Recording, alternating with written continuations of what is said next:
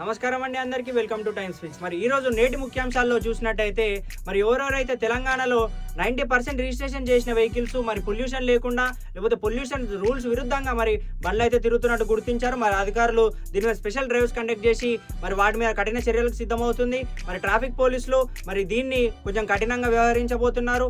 మేజర్గా హైదరాబాద్లో air quality index drop అవుతుండడంతో పాటు మరి దీని మీద ఒక స్ట్రిక్ట్ రూల్స్ అనేది తీసుకురాబోతున్నారు. అంతేకాకుండా ఈరోజు మరి రేవంత్ ప్రభుత్వం రైతుల ఖాతాల్లోకి 514 కోట్లు జమ చేయడం జరిగింది. మరి పంట బోనస్ కింద మరి దీన్ని అయితే జమ చేయడం జరిగింది. రాజకీయపరమైన అంశంగా చూసుకున్నట్టయితే బీజేపీ ఒక మతపరమైన అంశం కాకుండా ఒక డెవలప్మెంట్ పరమైన అంశాలకు స్థానిక ఎన్నికలకు సిద్ధమవుతుంది. మరి ఇది రాజకీయ అంశాల్లో మరి ఎంతో చర్చనీయాంశంగా మారింది.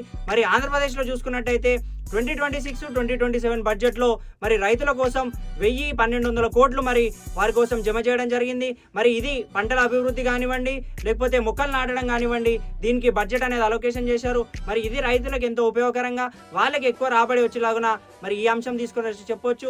మరి ఏదైతే వివాదాస్పదమైన అంశం ఉందో మంత్రి నారా లోకేష్ గారు ఆ కోవా బండ్ అంశం పైన స్పందిస్తూ మరి ఆయనకి సపోర్ట్గా నిలవడం కానివ్వండి, షేక్ వలీకి ఆయనకి సపోర్ట్గా నిలవడం జరిగింది. మరి ఇలాంటి అంశాలు మరి మరిన్ని అప్డేట్స్ కోసం ఛానల్ని ఫాలో అవుతుండండి. Thank you. Time speaks.